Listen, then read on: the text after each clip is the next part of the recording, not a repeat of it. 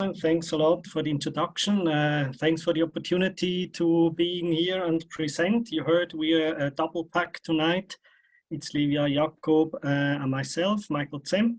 It's all about glaciers tonight. I'm going to start the first part and Livia will take over later on during the presentation. It's all about glaciers and we actually really want to cover three topics. The one thing is, how can we assess glacier mass changes at the regional to global scale from various methods? Second, we try to convince you that it's urgently time to start an intercomparison exercise to compare results from these different sources. And third, we want to show you how you as part of the glaciological community can contribute to this exercise. It's all about GlaMBIE as a project, but you're going to hear more about that in the second part of the presentation. So let's get started with the next slide. When we talk about glaciers and glacier mass changes, it's all basically about glacier monitoring, which goes back far in time, more than 125 years. Glacier monitoring has been internationally coordinated. And if you want to break it down to two very simple questions, it is really how much glacier ice is out there and how fast do these glaciers change. When it comes to how much ice is out there, you probably have heard of the Randolph Glacier Inventory, which is shown on top left with these 19 different regions where we have an inventory of the glacier distribution around the year 2000. And we know from that it's more than 200,000 glaciers, so glaciers distinct from the Greenland and Antarctic ice sheets, but including the peripheral glaciers there. More than 200,000 of these glaciers that cover an area of something like 700,000 square kilometers. And if you're about to melt all of them away, sea level is going to rise by something less than half a meter. However, currently about 1/3 of the sea level rise is actually coming from these glaciers. And in the different images or photographs on the lower right, you see that probably the glacier you and we have in mind is quite diverse for many of the glacier families. So these different glaciers are sometimes quite some characters and quite different, and do not always behave as we think they should in our heads and in our models. So the rest of the talk is really focusing on the second question on how fast do glaciers change. And if you go to the next slide, we will see, well, why is it relevant at all to look at glacier mass balance? I mentioned already before, about 1/3 of current sea level rise is originating from the glacier melting, and they are the largest contribution from the land ice, just behind basically the thermal expansion. But it's also much more than only sea level rise. At the regional level, glaciers are really relevant for the freshwater availability during summer times, locally for the hazard situation. Or when you want to look at the energy balance of the Earth, it's not only the glaciers and the ice sheets, but then it's in fact also the changes of the floating ice that is counting. How to measure mass change of glaciers? On the next slide, we can see if in a simplified way, we can say there are 4 methods or sources and how to assess glacier changes in mass. The traditional one, going back to the 19th century, is the in situ measurement, the glaciological method that is assessing glacier surface mass changes from digging snow pits in the accumulation snow and drilling ablation stake on the glacier tongues. So the traditional old glaciological method. From remote sensing or from different platforms, you can then also assess glacier elevation and volume or even mass changes from various methods. First, we could say the ones that are working with differencing of digital elevation models. It's the principle is you measure the surface topography at 2 points in time and then you subtract these two elevation models, and you get an elevation and volume change. You can do that from using optical stereo images or digital elevation models produced from SAR interferometry. Another way to do that, quite similar actually, is the altimetry. So here basically you shoot a profile along a profile, laser or radar points or sections, and you assess the elevation changes along these sections, which typically do not cover the entire glacier and have to be inter-extrapolated in space. Finally, we have gravimetry, which is building on the principle that we just have two satellites in space that measure the distance between the two of them, and by the acceleration and deceleration of these space objects, we can then invert the changes in the gravity field and directly assess at a relatively coarse resolution the mass changes of the Earth, and derived from that the glacier changes ideally.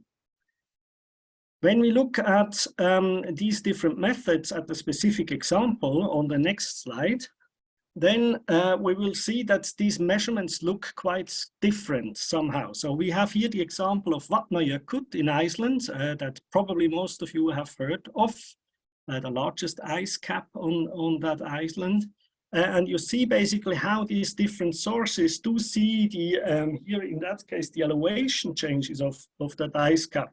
On the top left, you see how it looks from optical stereo imagery, where you see in blue in the interior an elevation gain, whereas the outlet tongues were losing at elevation.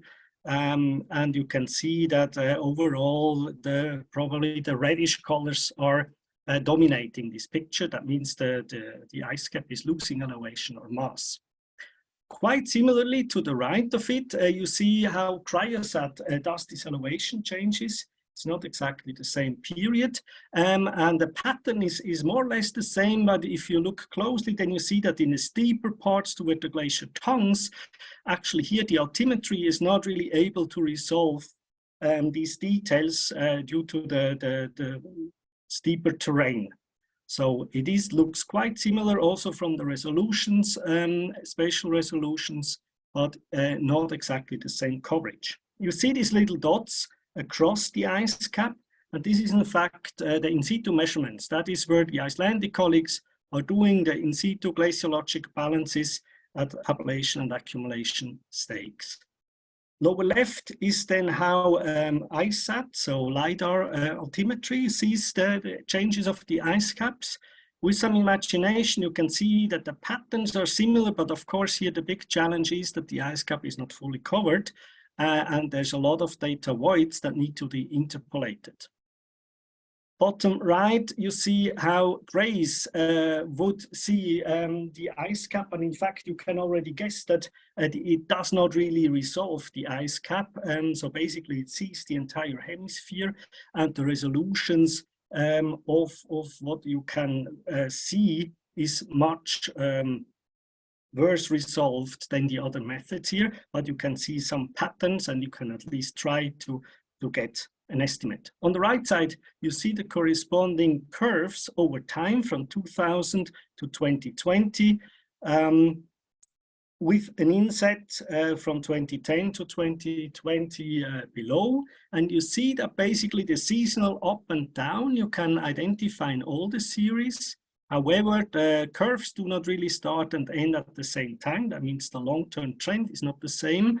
And also the variability or range in variability differs quite from these different methods. So the overall picture is probably the same, but in detail, there's lots of things to understand and compare. If you go to the next slide, you see an overview of the different sensors that we have currently in space and that are used by the community to assess glacier elevation, volume, and mass changes. The timeline goes from the 1960s on the left to about 2030 to the right. And then you see the different systems that can be used for regional to global acquisitions, colored according to these different methods. In purple at the bottom, you see the in situ observations, the glaciological. Then there comes the many systems from stereo images, so that can produce DM differencing. Then we have Tandemix and a few others, and SRTM, which is DM differencing from SAR interferometry. Then you see the LiDAR and radar altimetry and the gravimetry at the top. So it looks quite busy in space. And in fact, we have many tools that can assess the mass changes from glaciers. But there are also quite some challenges. And you see these little icons which indicate if the data is openly available, or if it's proprietary data that you cannot easily access or that you would even have to pay. And if you actually look to where we are at present time and a little bit into the future, you can even identify that there's actually not so many sensors that will be continuous in the future. And we might, in fact, run into some gaps, most probably from open access sensors that are able to do these assessments. It looks quite busy, I said, in space, and quite quite good for glaciologists to measure glaciers nowadays. But if we go to the next slide, we will see that just a few years ago, the situation looked quite differently. If we take the IPCC Assessment Report 5 as a baseline, then we actually see that there was not much information there that the colleagues had to derive the glacier changes from. We see the figure from the paper from Alex Gardner with the mass change from 0 going to the negative values to the left for different mountain ranges. And you see actually that they had information from the in situ glaciological data together then with GRACE and ISAT. But so basically we were really talking about in situ observations from a few hundred glaciers and information from space from just 2 sensors that, as we did see before, are not really perfectly suitable to assess the small, tiny glaciers distributed and well hidden in mountain terrain. Towards IPCC AR6, actually situation improved thanks to the many sensors that we did see before.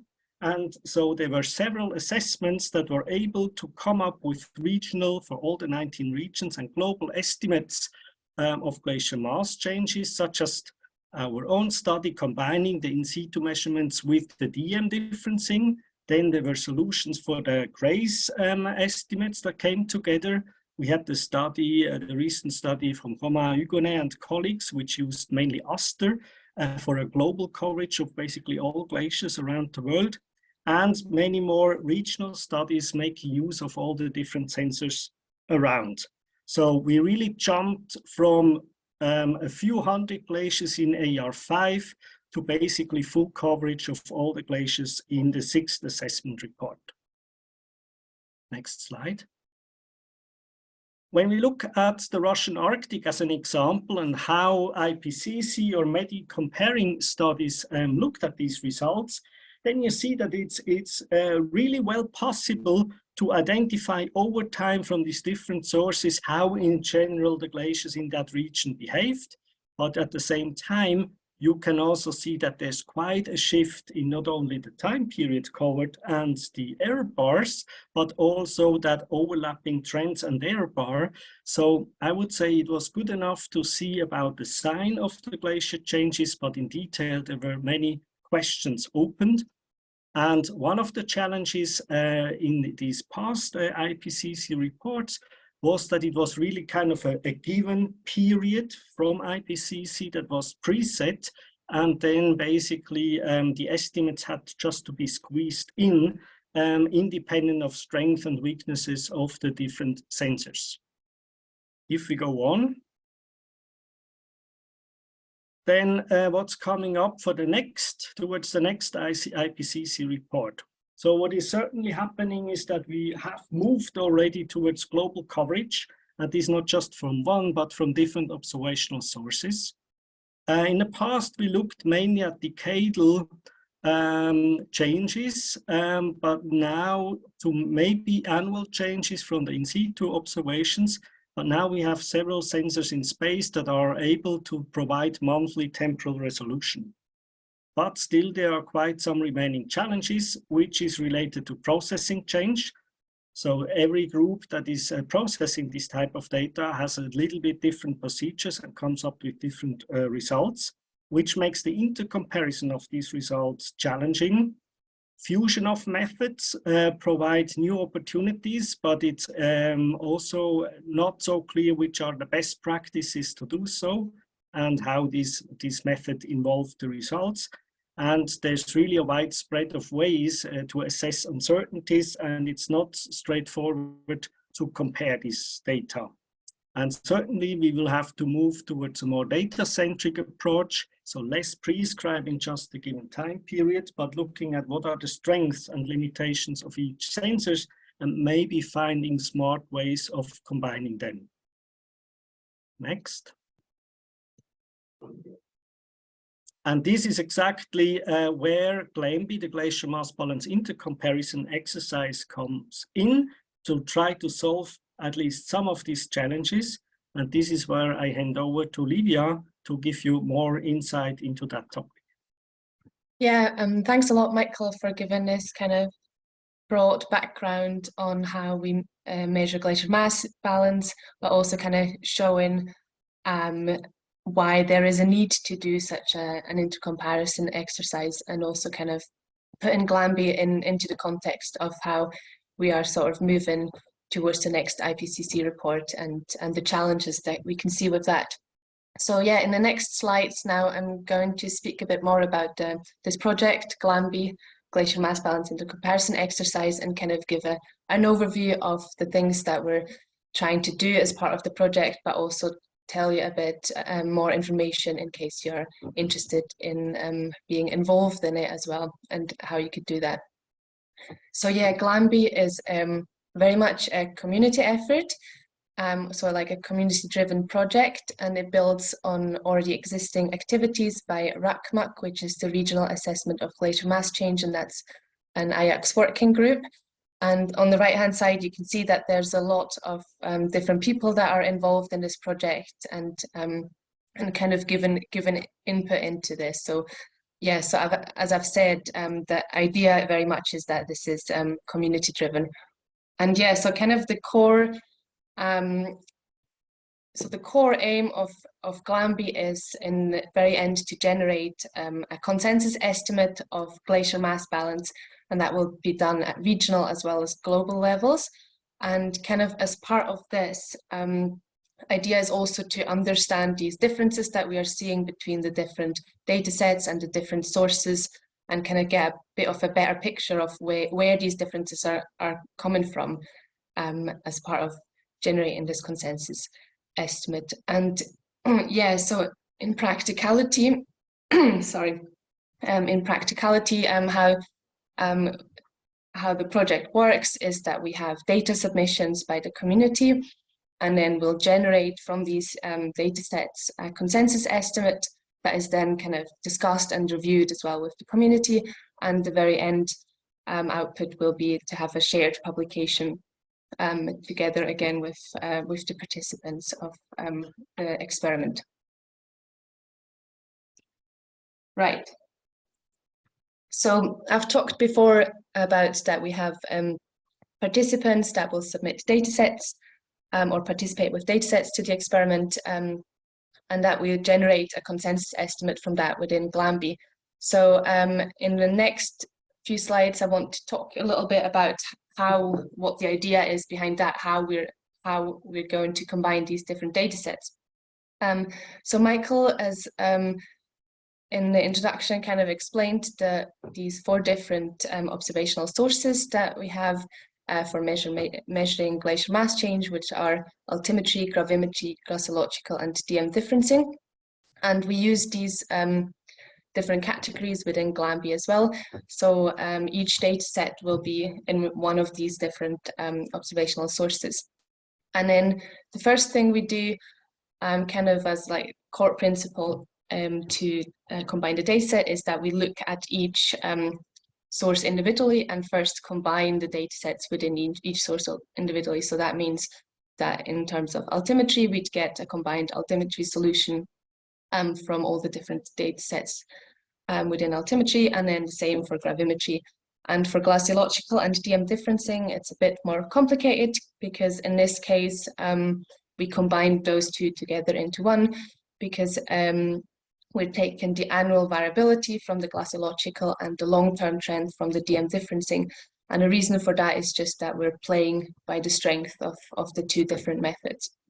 And then after that, we can combine these three different solutions or average them into one consensus estimate.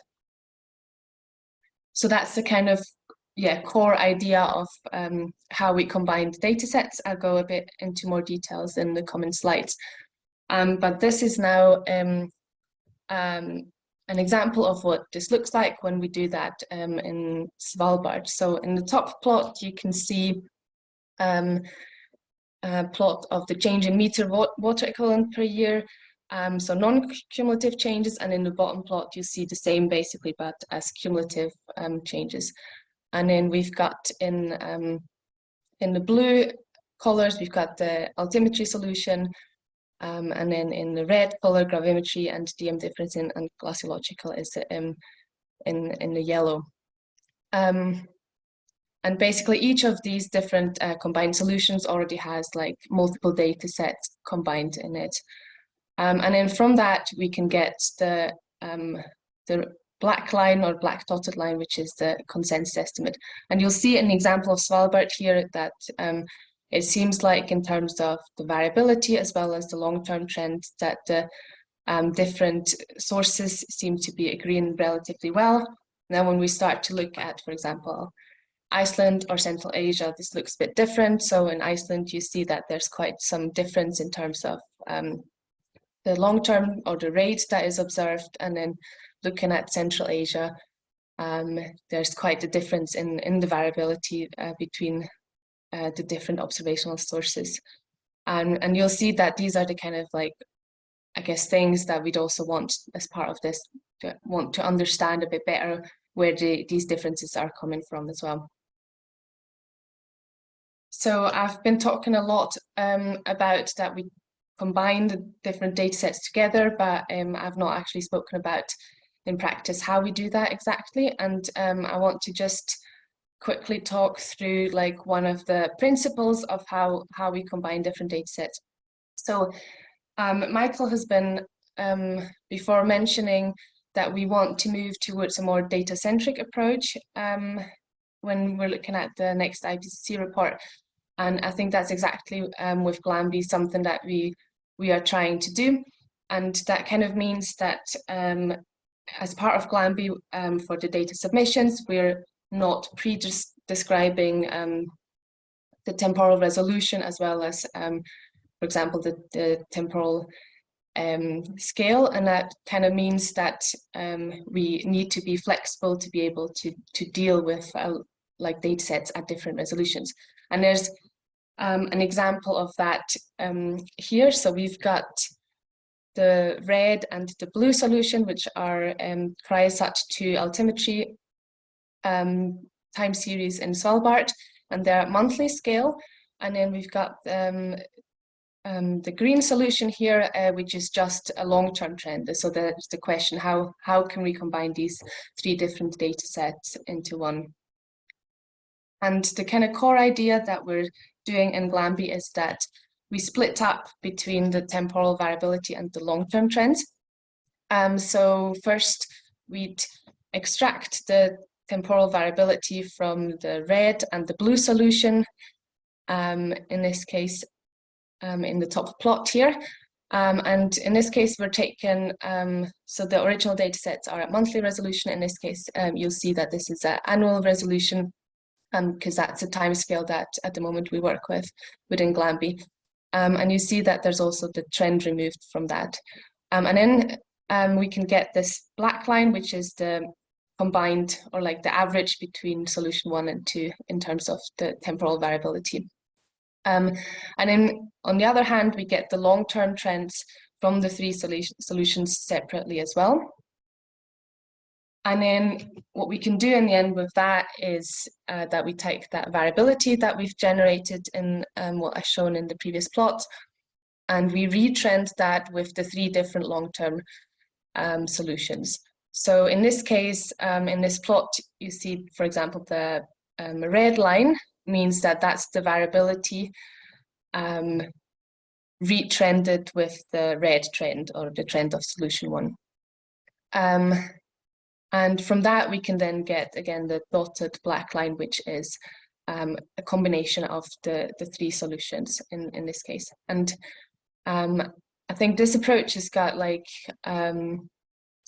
some benefits to it in terms of that really it can work with any sort, like a lot of different resolutions as well as different time periods. And there will, like, when there's one data set ending, in this example, the red curve, for example, then we don't see, when we do a combination, we don't see, like, for example, jumps in the time series that we would see if we do very simple averaging, for example. Okay, so that kind of was a bit deep dive into how we're combining data sets. Now let's have a bit of an outlook again. So I've shown some examples that we've generated kind of as part of the pilot study of this project, showing Svalbard, Central Asia, and Iceland.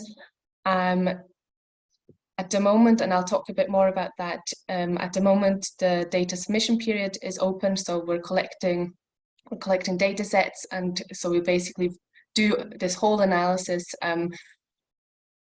for these three regions with the collected data sets, but also for the remaining 16 regions as well. So the idea is to do this for all 19 regions, and then kind of in the end combine into a global estimate of mass balance of glaciers. Okay, now my last few slides are a bit more about how you could get involved into the experiment if you are interested, and kind of what sort of data sets we are looking for. And I'll just, I won't spend too much time, I'll go quickly through this. So yeah, in terms of data sets, we're looking at, we want to get data sets of glacier mass balance, so no glacier outlines or anything. So yeah, glacier mass balance data sets, and within any of the observational sources that I have mentioned before. And in terms of the spatial domain, we're looking at submissions that will be at one of the at any of the 19 first order RGI regions. So basically full region level. So we're not looking at submissions at like individual glaciers. So it needs to be data sets that are representative for any of, like, one of the 19 regions at least. So for example, what I've shown before would be like Svalbard, Iceland, or Central Asia. And in terms of the temporal domain, I've kind of mentioned that also that this won't be predefined. So we take submissions at any, or like a highest possible or optimal temporal resolution. And comes without saying that datasets should have uncertainties attached. And yeah, just to say, the data submission is open at the moment, and it will run until the end of May. So there's still a few months left for this. And in terms of how to submit, I really won't go into detail here, but there's a very detailed data submission guide if you go on the GlaMBIE website. And also there's examples such as like example files where all the formats are described, and where you can get an idea of what exactly we're looking for. And yeah, there you also find the submission portal.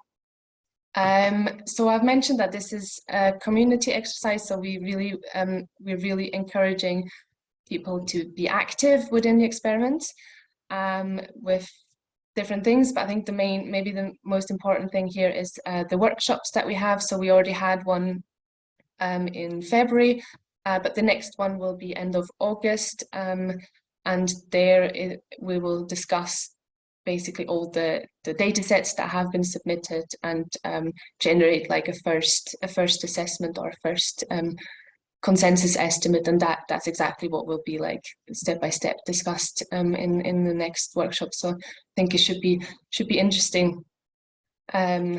and yeah, in terms of, so all the participants are invited to join that, but also other people that are interested in the experiment and the outputs of it are very much invited as well. So as a last slide, just to give you a bit of an idea what the outcomes of the project are going to be, or like the kind of end of it. So I've kind of mentioned that before, that we're going to have a shared paper with basically with this consensus estimate and the results from the experiment. And at the moment, this is a 2-year project, and we are hoping that it will continue after, and that we can have like more like rounds of data submissions. But part of this will also be like looking into the future and giving like recommendations for where to go next.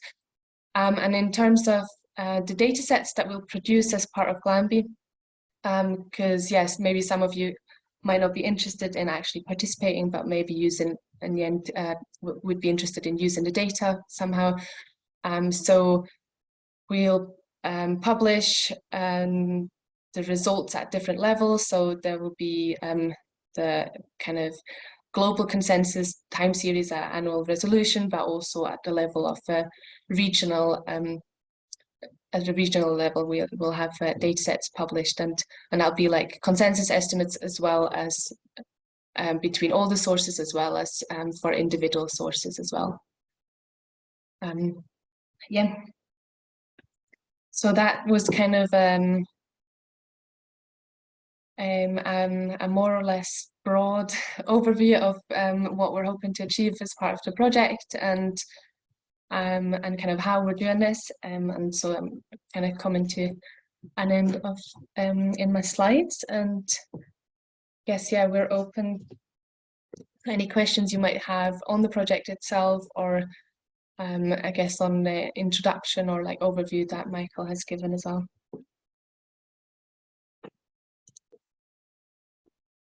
That's fantastic. Thank you very much for a really clear talk. I was going to get a question first, but Roger's there straight away. Yours, Roger. You win. Thanks very much, David, and thank you, Livia and Michael. Yeah, really interesting stuff and valuable stuff, which is great. Just a question about your background trend work. Why linear? And I guess you didn't have much choice about the time range you used, but whether or not you looked at any other time ranges, but particularly why linear? You see any evidence that maybe that shouldn't be the function to fit?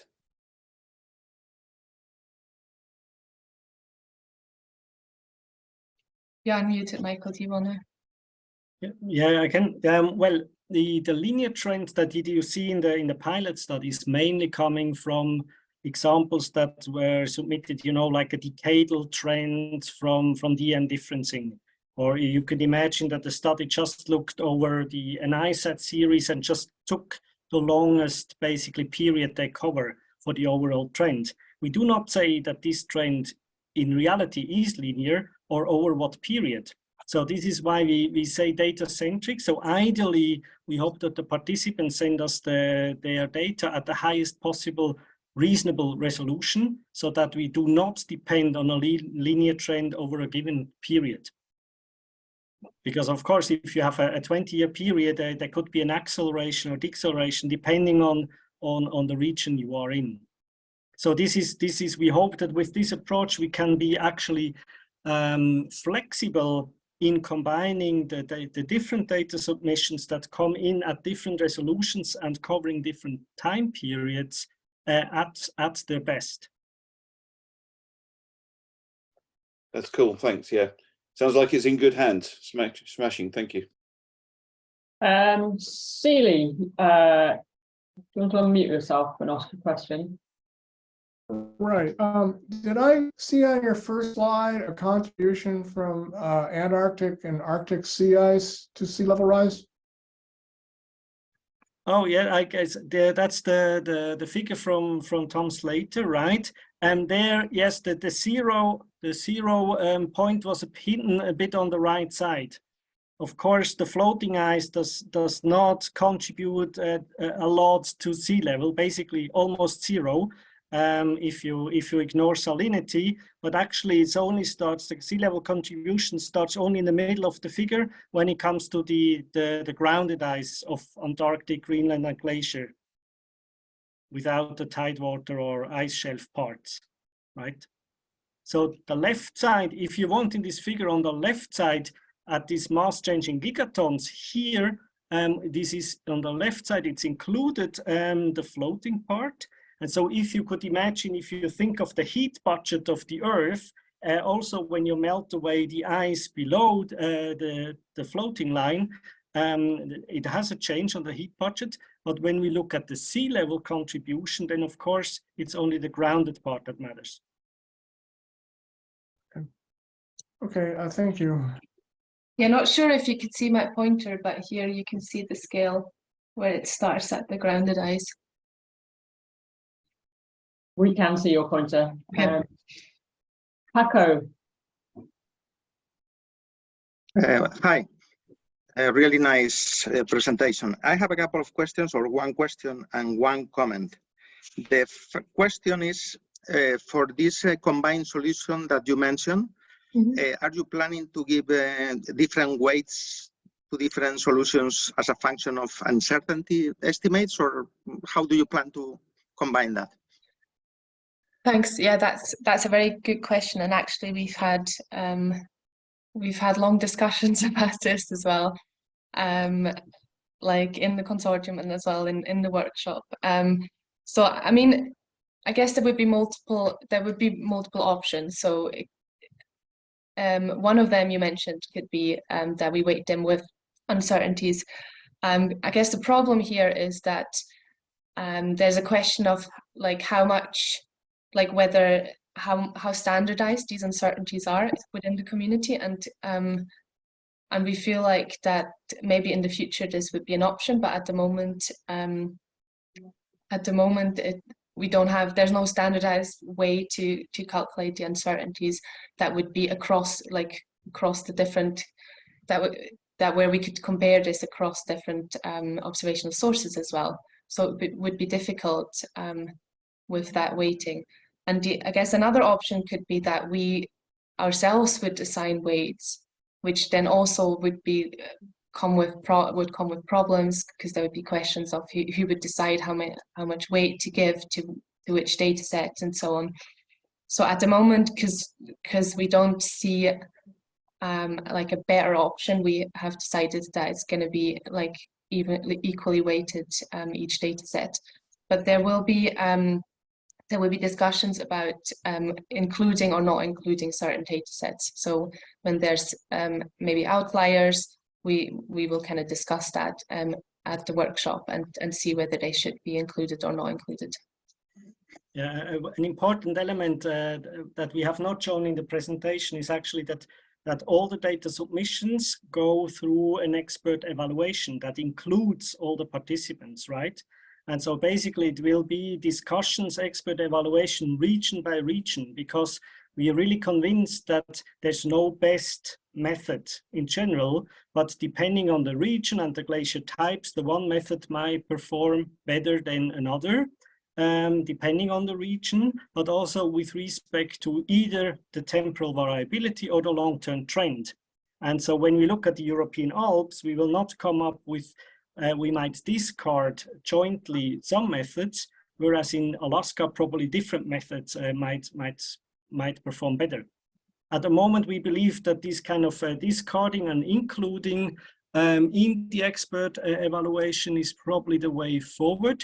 Weighting would mathematically be easy, but you need to have good criteria for the weights, as Livia just said, and at the moment we don't see a simple criteria for that. Okay, and the second question or comment is, don't you think that this the data submission only at the level of first order regions, isn't that a too strong restriction in the sense, I'm just thinking on in Antarctica, in peripheral Antarctica, for instance, is so huge. Then there are glaciological are limited to a single part, which is at present the Antarctic Peninsula region.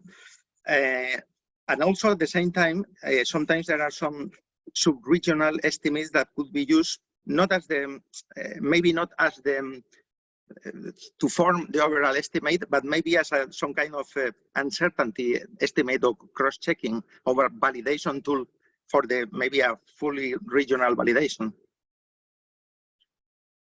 Yeah, so I think, thanks for that. I think you make a very, very good point that we are, with that decision, we are excluding certain data sets, for example. And so just for the reason that we have decided to do that is just pure idea of feasibility, because this is basically the first 2 years of the project, and yeah, we just looked at what we think is feasible as part of this. But I think this, like looking into the future, this would very much be something that we'd probably like to do, to go a bit further down onto like different spatial scales as well. Yes, if you look at the ice sheet intercomparison experiment, there I believe in round 4, 5, or 6, right? So we just started. We only have 2 years for the first round. We have to be feasible, right? But we're actually convinced it's going to be more than one round. Mm-hmm. Okay, thank you. Ian, do you want to? Right, yes, can I add my congratulations on this very interesting project, very nice presentation, and ask a probably unwelcome question, but following on from what Francisco said about the geography. And the one region that worries me most is your Central Asian region, given the huge differences between the Karakoram section and the Himalayan section and the Tien Shan section to the north. So if you ever start subdividing these given regions, given by IPCC, I suppose, then I think that's the first place to look for some subdivision, as well as the Antarctic Peninsula. Absolutely, if I might jump in, I fully agree with you. But you know, we are in the research business, and we make small steps forward. And when you see what is the baseline that we're talking about here, and you take the IPCC reports as a baseline, High Mountain Asia was one area basically, right? And it was just brute force averaging of results from different sources. Now we make a step forward. We try to break it down at least in the 3 regions, and allowing much more flexibility with the strengths from the data that are coming in. But for sure, yes, we need, ideally we would go to the second order, then we come to 90 regions, or we would even go to distributed. If you look at the Aster-based data set from Romain-Hugonet, where you have a 30-meter resolution and you see all the details, yes. But then also you lose many sources. So GRACE is currently not able to produce something like that. So again, it's small, modest steps forward, right? Great, thank you very much. I was going to ask a question as well, actually. I was really intrigued by your introduction, Michael, in the sense that it appears that we've already passed peak observation, that we're moving into a period of observations in the future. Are you hoping that this, that your project will, in a sense, allow much more sparse observations to still produce the data that we need to, I guess, forecast and understand the future of the glaciers? Or do you think actually there's a real case for petitioning for more instruments to be launched and more data to be collected? Yeah, I tend always to say that we really changed from too little to too many observations somehow now. And that actually it's causing us a lot of pleasure and opportunities, but it's also causing us a lot of headaches.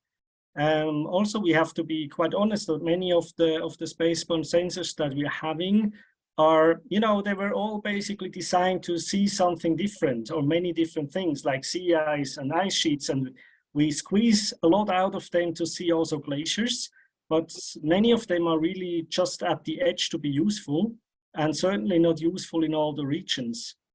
And we're going to learn tremendously a lot from these experiments. I guess what we already see from the pilot study is that, first of all, we see differences. We try in a first step to find a reconciled combined solution, but the really interesting part is actually the differences. Why are they different? Is it the resolution, spatial, temporal? Is it the sensor? Is it because some sea elevation changes, other sea mass changes? Is it the radar penetration of into snow and fern? Can we learn from that? Can we smart combine different sensors to learn something about the density? So it's a big new field. There's a big hope for a much better understanding, because we see things that before we just learned from a few dozen in situ programs sparsely distributed over the world, but we are far away from complete understanding and the perfect tools that we need to have the global picture. Just to add something here to Michael, so on this slide here, that like we can see, it looks like there's a lot of data or a lot of different sensors available at the moment, which is really great. And yeah, as Michael said, this comes with its own challenges. But I think if we sort of look on the very right-hand side into the future, you see that there's a lot of unknowns here as well, and not actually that many missions that are like kind of confirmed to continue. So for example, an example is Aster, which is finished, and there's at the moment no plans to replace that. And so I think it is really important as well to raise this, that it's great to have that much data at the moment, but we need to continue these missions as well. So that's not stalling for it, looking into the future. Thank you very much. Are there any further questions for Livia and Michael? I've lost my chat box momentarily. Where is it?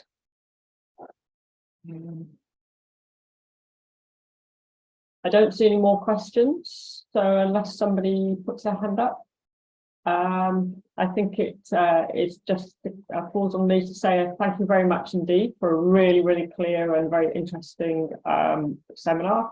And to say that next week's talk is about algae in sea ice. I don't have a title slide to advertise it, but there are 2 talks on algae in sea ice in the Arctic and Antarctic. So hope to see some of you next week, and thank you very much again for a really clear and interesting talk. Pleasure. Thanks a lot for joining. Yeah, thanks very much.